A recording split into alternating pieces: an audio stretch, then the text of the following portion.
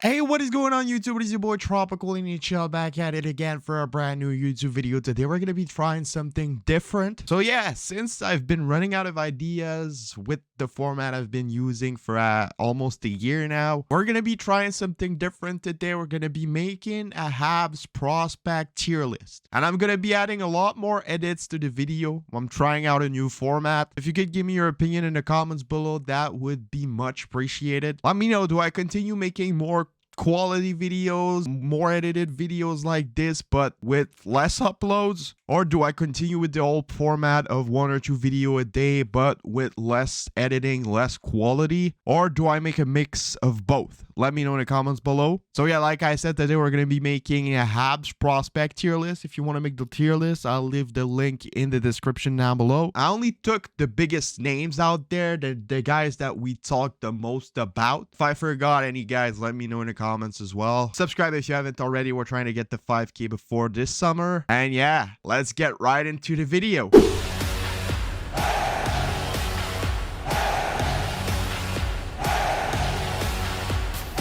So for the tier list, the tiers are franchise, elite / starter, starters for a goaltender, top 6, top 4, second goalie, bottom 6, AHL, overhyped, and no thanks. No thanks I don't think I'm going to use, but I put it there anyways. So yeah, we have the prospect that we're going to be using for this tier list. And yeah, let's get right into it. First guy here, we have Adam Engstrom. He was a 3rd round, 92nd overall pick in the latest NHL entry draft by the Montreal Canadiens. He plays in Sweden right now. He's having kind of a nice season, but I definitely see a bit of overhype in him. Like, I get it, he's a really good player, but I don't think that he's ever going to be a top 4 or an elite NHL player. I see him in a bit in the same way as we saw Mattias Norlinder, and Mattias Norlinder never really came out to be anything good in the NHL. I definitely see the potential in him, but I don't think that's gonna translate in the NHL, so I'm gonna put him at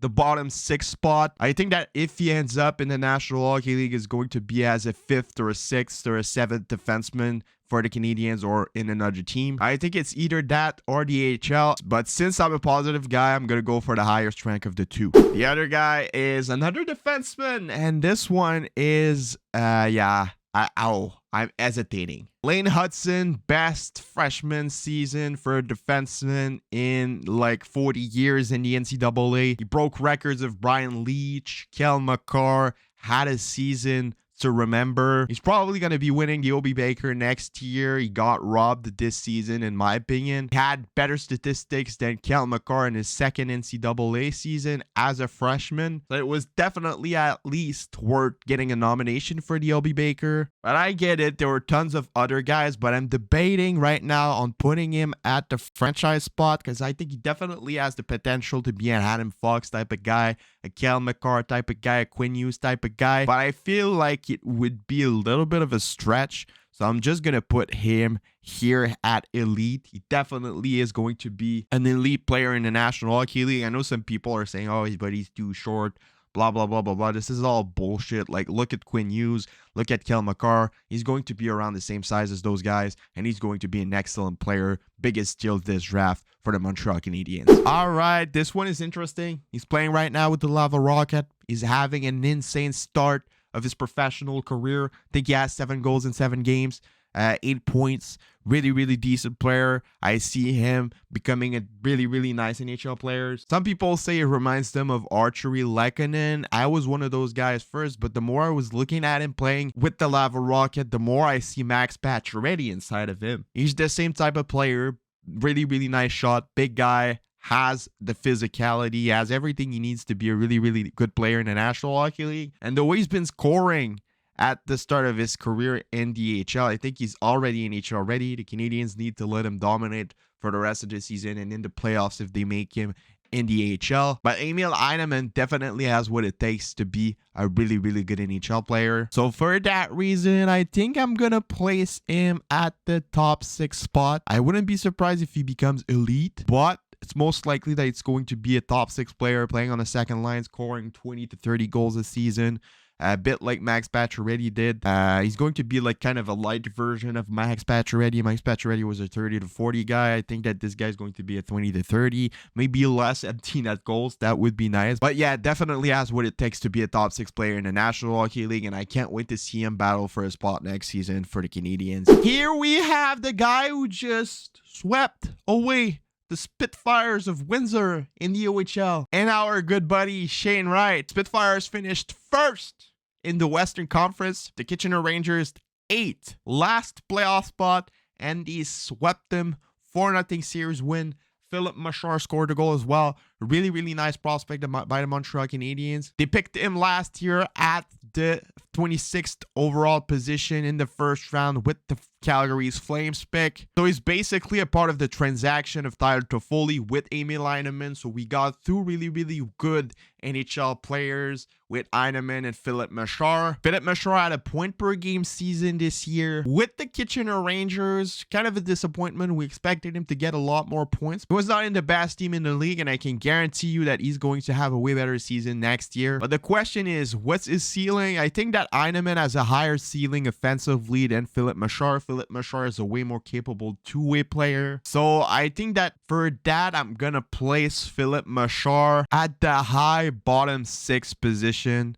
Can I put him in front of? Okay, that's it. The reason for that is I see Philip Machar becoming an excellent third-line player for the Canadian, a bit in the same way that Arturi Lehkonen did. Philip Machar reminds me of Arturi Lehkonen a lot more than Emil Heineman does. I've watched a couple of games of this series between the Kitchener Rangers and the Windsor Spitfires, and the way Philip Machar was playing reminded me a lot of what Arturi Lehkonen was doing for the Canadiens. So that's one of the reasons why I think that Philip Machar will be an excellent bottom 6 player for the Canadiens, playing on the PK, playing on the third line, and I think that's his ceiling. I don't think he's going to be a top 6 player, offensive player. He has the skills to do it, but I think he's going to be a low-key two-way player, playing on the third line, gaining a fair amount of points. I think that's what's most likely for him to happen. So yeah, I'm placing him at the high bottom 6 spot. Can definitely be replacing on the top 6 if when there's injuries, if needed, like Lehkonen did for the Habs. But yeah, for me, his ceiling is that, and that's what we need to expect for Philip Machar. Here we have our first goalie of this tier list. We have Frederick Ditchow. I know a lot of people were saying that this guy was going to be the next starter for the Montreal Canadiens. I can definitely see him play a couple of games in the NHL here and there, maybe be a second goaltender. But I don't think that he has the potential to be a first goalie in the National Hockey League. I know I made a video talking about him earlier this year saying that he was the future starter, but since then he hasn't progressed at all, and I don't really see it in him anymore. If he continued on the right path in the same progression as he did earlier this year, I would definitely have put him higher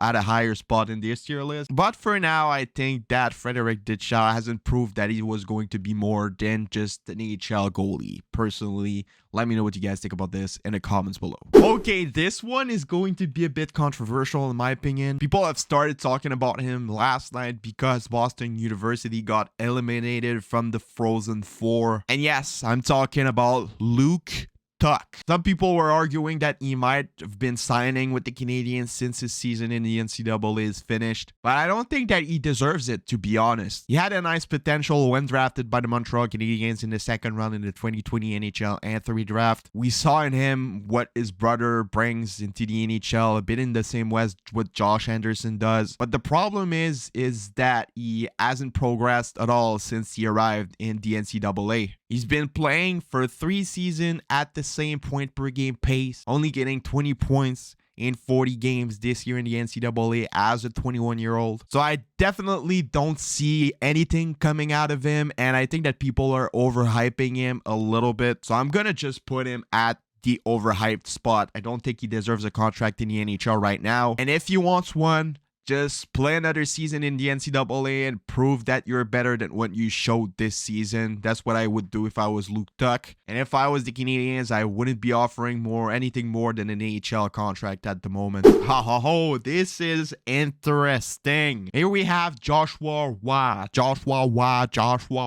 100-point pace in the QMJHL for 2 straight seasons. He was a first overall pick when he got drafted in the QMJHL. One of the steals of the 2020 NHL entry draft. He played with Connor Bedard at the World Juniors on the same line, and he had an insane tournament.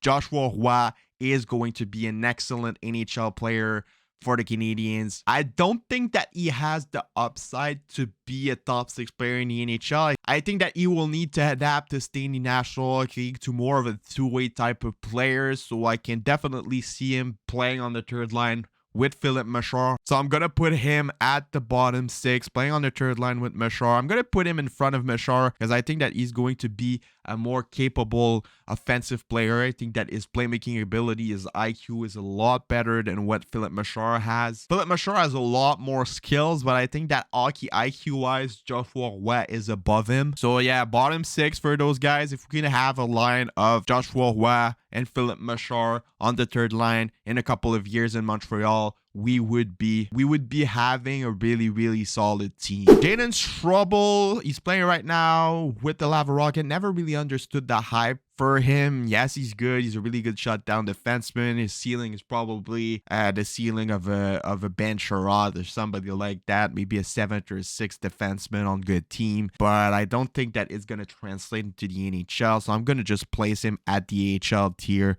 above Frederic Dichow. I don't think that he's going to be playing for the Habs in the future, judging by all the players they already have in the system. I have Gouli, I have Jaka, I have Harris, I have even Kovacevic in front of him. So I don't think that's going to happen, and I think that he's just going to be in the AHL for his career, at least if he stays with the Canadiens, a bit in the same way as Gianni Fairbrother. They are both similar players, and I don't think that it's going to translate in the National Hockey League. He hasn't really progressed in the NCAA over the last couple of seasons, and I don't see in him anything that is going to be bringing to the Habs more than what Jaka and all of those guys already are bringing. So yeah, AHL tier for Jaden Struble as of right now, of course. Oh, we have the second goalie of this tier list, Jakub Dobeš, who just signed a contract for the Montreal Canadiens. He's playing right now for the Lava Rocket as the second goalie. He's gaining the experience. He's probably going to have a lot more occasions next season to play with the team.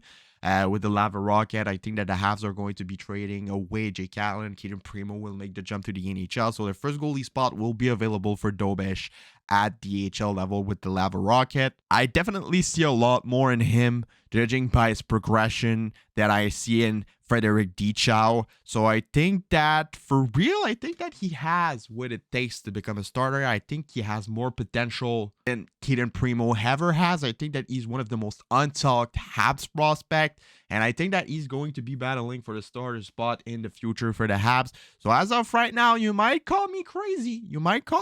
But I'm going to be putting him at the starter spot over here. He could be right in between in here, in between elite and second goalie, but I think that I'm going to be placing him here just because I think he's one of the most untalked Habs prospect of them all. Logan Mailloux, controversial Habs first round pick in the 2021 NHL entry draft. He probably would have been drafted in the top 10 if it wasn't for what he did during his draft year. And I think that he's one of the most promising young defensemen in the Habs system right now. He finished first in goals in UHL for the defensemen, and I really do think that he has what it takes to be a top pairing guy, so I'm gonna put him at the elite spot. I see him definitely forming a pair with Caden Gouli in the near future as the Habs first pair, and I see a lot of Shea Weber in his play. He's going to be a really nice player for the Canadiens in my opinion. Owen Beck. I've seen a lot of hype surrounding Owen Beck,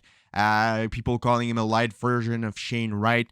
What would be ideal in the future would be for the Canadiens to have Nick Suzuki at the first center spot, Kirby Dach at the second center spot, and Owen Beck at the third center spot. If you have that, you have a really solid center line for a team in the NHL. And I could see a future third line of Joshua Roy, Owen Beck, and Philippe Machard in the near future. So that's one of the reasons why I'm going to be putting Owen Beck at the bottom 6 spot, because I see him becoming the third line setter of the Montreal Canadiens in between Philip Machar and Joshua Roy. I see that becoming the Habs third line in the near future and through 3 or 4 years. Yes, Owen Beck probably has everything he needs to be a solid top 6 player in the National Hockey League, but I think he's never going to be in front of Suzuki and Doc, and that's the reason why I think he's going to be the perfect third line center for the Montreal Canadiens. I just realized that I forgot Riley Kidney and Red Pitlick. I'm just gonna say it right here and now. Red Pitlick, I put him at the AHL spot. I think he's overrated, and I don't even think that he has what it takes to play in the NHL. A bit like Ram Pitlick, he's going to be the same type of player, really dominant in the NCAA, but that cannot translate his play into the NHL because of his hockey IQ. He has the skill, he has the speed, he has everything else, but he doesn't have the IQ fast enough to play in the NHL. As for Riley Kidney, I think that he's going to be an AHL player as well. Yes, he's an amazing playmaker, but I don't think that's going to translate into the NHL for the reason that he's purely an offensive talent. He doesn't have enough talent to be a purely offensive talent in the NHL. So I think that it's either he's going to have to adapt his play to be more of a defensive guy, a bit like Jake Evans did, or he's going to be an AHL player. So it's either he adapts and becomes like a type of Jake Evans that had skill in the NCAA, but that translated into another thing in the NHL, being more of a shutdown player, or he's going to play in the AHL, because I don't think that he has enough talent to be in the top 6, but he's a purely offensive guy. So I think he's going to be in a situation a bit like we saw for a lot of players like Daniel Carr and all of that, is that he's going to be too good for the AHL, but not good enough for the NHL. So I'm going to put him at the AHL spot as well, Riley Kidney. Last one in the tier list is going to be Sean Farrell. Of course, Sean Farrell has played a couple of games for the Canadiens this year. I saw a lot of similarities with Johnny Gaudreau. I don't ever think that he's going to be as good as Johnny Gaudreau, but he definitely has the potential to be an amazing top 6 player for the Canadiens in the near future. I think he's going to be in the top 6. I can definitely see him forming a line with Kirby Dach, Uri Sofkovsky. Imagine the second line being Kirby Dach, Sean Farrell, and Uri Sofkovsky. That would be an absolute stack line. So that's the reason why I'm going to be putting him at the top 6 spot with Emil Heineman. So yeah, let me know what you guys all think about this in the comments below. I'll put the link of the tier list in the description and in the pinned comment if you guys want to do it. Send it to me on Twitter, what you guys did. I'm really interested. If you want to follow me on Twitter, Twitter is @TropicalNHL. Subscribe, leave a like, leave a comment. It's been your boy Tropical NHL, and I'll see y'all later for another video. Have a nice rest of your day, and bye-bye.